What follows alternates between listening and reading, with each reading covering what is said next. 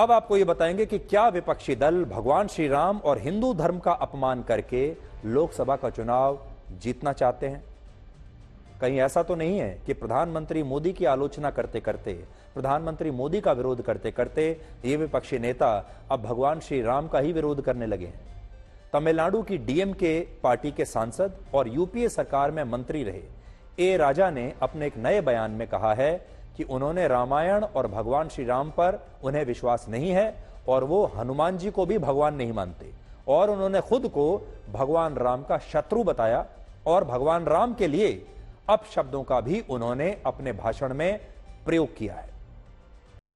DMK वही party है जिसके नेता उदयनिधि स्टालिन ने हिंदू धर्म की तुलना डेंगू और मलेरिया से की थी, और डीएमके पार्टी के सांसद सेंथिल कुमार ने उत्तर भारत के लोगों को गाय और गौमूत्र तक सीमित बताया था। और अब इसी पार्टी के एक सांसद ए राजा अभिव्यक्ति की आजादी का फायदा उठाकर भगवान हनुमान का मजाक उड़ा रहे हैं, भगवान श्री राम के लिए अपशब्दों का इस्तेमाल कर रहे हैं। सबसे बड़ी बात यह है कि ए राजा ने जो सबसे बड़ी बात कही है वो ये कि वो तमिलनाडु से हैं और तमिलनाडु को रामायण और भगवान श्री राम पर विश्वास नहीं है, जबकि सच्चाई यह है कि तमिल भाषा में रामायण का एक विशेष संस्करण मौजूद है जिसे कंबा रामायण कहते हैं, और तमिलनाडु वही राज्य है जहां से भगवान राम अपनी सेना के साथ समुद्र को पार करके लंका गए थे। लेकिन आज उसी राज्य में, उसी भूमि पर खड़े होकर ए राजा कह रहे हैं कि तमिलनाडु को रामायण और भगवान श्री राम पर विश्वास ही नहीं है, और भगवान राम का अपमान करने वाले वो अकेले विपक्षी नेता नहीं है। अब चुनाव से ठीक पहले अचानक से विपक्ष के नेताओं ने भगवान राम की ही आलोचना करनी शुरू कर दी है। आज पश्चिम बंगाल में तृणमूल कांग्रेस के एक विधायक रामेंदु सिंह राय ने कहा है कि अयोध्या का राम मंदिर एक अपवित्र धर्म स्थल है और इस वजह से हिंदुओं को अयोध्या के राम मंदिर में पूजा नहीं करनी चाहिए। अब जरा सोचिए, जिस विधायक के नाम में ही राम शब्द आता है, जिनका नाम है रामेंदु, वो स्वयं भगवान राम का अपमान कर रहे हैं, उनका विरोध कर रहे हैं, राम मंदिर को एक अपवित्र धर्म स्थल बता रहे हैं। और ये सब कुछ क्यों हो रहा है? सिर्फ वोटों के लिए, इस समाज को दो धड़ों में बांटने के लिए, इस समाज में नफरत पैदा करने के लिए और चुनावी फायदे के लिए। अब आपको हम कांग्रेस के नेता राहुल गांधी का भी एक बयान सुनवाना चाहते हैं, जिसमें उन्होंने मध्य प्रदेश में भारत जोड़ो न्याय यात्रा के दौरान कहा है कि प्रधानमंत्री मोदी चाहते हैं कि देश के लोग दिन भर सिर्फ मोबाइल फोन चलाते रहें, देश के लोग दिन भर मोबाइल फोन में व्यस्त रहें, जय श्री राम के नारे लगाते रहें और भूखे मर जाएं। आम युवा 6-7 घंटे मोबाइल फोन पे रील्स देखता है, 6-7 घंटे यूं देखता रहेगा, रील रील रील। और हमारा जो युवा 7-7 घंटे रील देख रहा है। यह है चमत्कार। अब मैं चाहता हूं कि ऐसा दिन आए कि यहां पे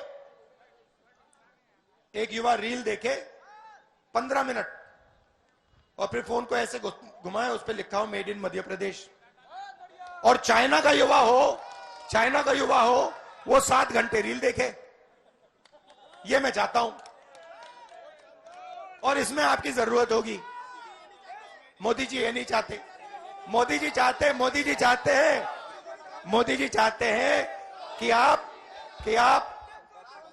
मोदी जी चाहते हैं कि आप दिन भर मोबाइल पे रहो, जय श्री राम बोलो और भूखे मर जाओ। यह है। राहुल गांधी को देश के युवाओं की चिंता है और उन्हें इस बात की चिंता है कि हमारे देश के युवा इंटरनेट पर या मोबाइल फोन पर बहुत ज्यादा समय बर्बाद कर रहे हैं, रील्स देखते रहते हैं दिन भर या रील्स बनाते रहते हैं। ये चिंता बिल्कुल जायज है।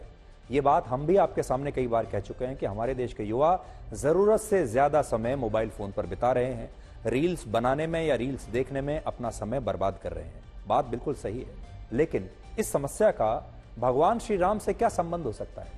इस समस्या का राम मंदिर से क्या संबंध हो सकता है? इस समस्या का जय श्री राम के नारे से क्या संबंध हो सकता है? और इस समस्या का को यह कहना कि देश के लोग मोबाइल फोन में व्यस्त रहें, मोदी जी चाहते हैं कि मोबाइल फोन में व्यस्त रहें, जय श्री राम के नारे लगाते रहें और भूखे मर जाएं, इन तीनों चीजों का आपस में कनेक्शन क्या है, यह बात हमें समझ में नहीं आई। अब देखिए, तृणमूल कांग्रेस के एक और सांसद और एक जमाने में बड़े मशहूर एक्टर रहे शत्रुघ्न सिन्हा ने भी कहा है कि अयोध्या में 22 जनवरी को भगवान राम की प्राण प्रतिष्ठा का जो कार्यक्रम हुआ था वो बीजेपी का एक पब्लिसिटी स्टंट था, और अब अयोध्या में हर दिन 1000 लोग भी राम मंदिर के दर्शन के लिए नहीं जा रहे हैं। हर रोज वो ये कह रहे हैं कि 1000 श्रद्धालु भी अब राम मंदिर नहीं पहुंच रहे हैं। यानी राम मंदिर को लेकर जो पूरा क्रेज था, जो हाइप थी, जो भक्ति थी, वो सब अब ढल चुकी है, समाप्त हो चुकी है, और अब कोई राम मंदिर नहीं जा रहा। पहले 5 लाख लोग पहुंचे, 5 लाख। हालांकि मंदिर निर्माण में देखा होगा, किसान नहीं थे, गरीब नहीं थे, आम इंसान नहीं थे, बड़े बड़े धंधा सेठ लोग थे, उनको बुलाया गया था, बड़े बड़े कॉर्पोरेट हाउसेस को बुलाया गया था, बड़े बड़े कलाकार लोगों को बुलाया गया था, स्टार लोगों को बुलाया गया था, आम आदमी को नहीं बुलाया गया। इतना प्रचार के बावजूद, सर आप भी सुनिए गौर से, पहले दिन 5 लाख लोग पहुंचे वहां पे प्रचार के बाद। दूसरे तीसरे दिन 3 लाख, संख्या बहुत कम हो गई। उसके 2-3 दिन बाद 2 लाख फिर आ गए, और उसके 2-3 दिन बाद 5000, 10,000, 20,000, और अभी तो 1000-2000 लोग जा रहे हैं। असल में हमारे देश की राजनीति में अब समस्या ये आ गई है, जब लोकसभा के चुनावों में अब कुछ ही दिन बचे हैं, ऐसा लगता है कि विपक्ष के ये नेता नरेंद्र मोदी का विरोध करते करते, पहले इन्होंने मोदी का विरोध करते करते भारत का विरोध करना शुरू किया। इन्हें लगा कि अगर भारत का विरोध कर रहे हैं तो मतलब मोदी का विरोध कर रहे हैं, और अब मोदी का विरोध करते करते इन्होंने भगवान श्री राम का ही विरोध करना शुरू कर दिया है। उससे भी बड़े दुख की बात यह है कि ये सारे नेता जो आज भगवान श्री राम के लिए इतने अपशब्द कह रहे हैं, राम मंदिर को अपवित्र बता रहे हैं, कह रहे हैं राम मंदिर कोई जाना नहीं चाहता, राम मंदिर में अब कोई भीड़ नहीं है श्रद्धालुओं की, ये सारे लोग खुद हिंदू हैं। सोचिए, शत्रुघ्न सिन्हा का नाम भगवान श्री राम के छोटे भाई शत्रुघ्न से प्रेरित है, उनका तो नाम ही वही है। उन्होंने अपने पुत्रों का नाम भी लव और कुश रखा है। शत्रुघ्न सिन्हा के जो 2 बेटे हैं उनका नाम लव और कुश है, जो भगवान श्री राम के बेटों का भी नाम था।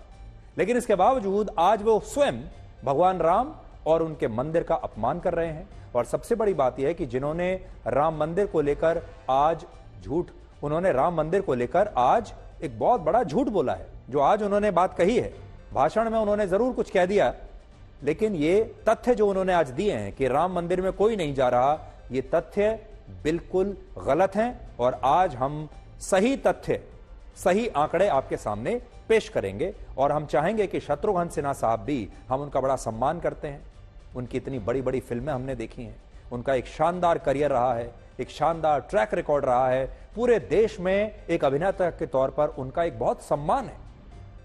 वो चाहते तो स्थिति से बच सकते थे, वो चाहते तो वो नरेंद्र मोदी की आलोचना करते, उनकी नीतियों पर आलोचना करते, सरकार ने जो काम किया है उस पर आलोचना करते, देश हित से जुड़े जो मुद्दे हैं उन पर आलोचना करते, लेकिन भगवान राम को बीच में लाना, यह बात समझ में नहीं आई। शत्रुघ्न सिन्हा का कहना है कि अब 1000 लोग भी हर रोज राम मंदिर के दर्शन करने के लिए अयोध्या नहीं पहुंच रहे, जबकि सच्चाई यह है कि अयोध्या में अब भी हर दिन औसतन 2 लाख लोग राम मंदिर के दर्शन करने पहुंच रहे हैं। और अगर मैं कल ही के आंकड़े आपको बताऊं, कल के यानी 4 मार्च को भी 1,75,000 लोगों ने राम मंदिर जाकर अयोध्या में भगवान श्री राम के दर्शन किए हैं। 1,75,000 लोग, जिसको कि शत्रुघ्न सिन्हा कह रहे हैं कि अब वहां दिन में 1000 लोग भी नहीं जा रहे। और राम मंदिर में भीड़ की ये तस्वीरें जो अब मैं आपको दिखा रहा हूं, ये आज की तस्वीरें हैं। और फिर से हम ये कहेंगे कि हम शत्रुघ्न सिन्हा साहब को आज आमंत्रित करते हैं, और आपसे भी कहेंगे कि किसी ना किसी तरीके से हम चाहेंगे कि ये वीडियो उन तक पहुंच जाए, ताकि वो देख लें। आज की तस्वीरें हैं, कोई पुरानी तस्वीर नहीं दिखा रहे, हफ्ते 10 दिन 1 महीने की। आज की तस्वीरें हैं ये राम मंदिर की, जिनसे आप समझ सकते हैं कि शत्रुघ्न सिन्हा को शायद राम मंदिर के बारे में सही जानकारी नहीं दी गई है, शायद किसी विपक्षी नेता ने उन्हें गलत जानकारी दे दी, या जिसने उनका भाषण लिखा है उसने गलत जानकारी लिख दी है। वो चाहें तो आज राम मंदिर से हमारी इस लेटेस्ट नई अपडेटेड रिपोर्ट को देख सकते हैं जो आज की है।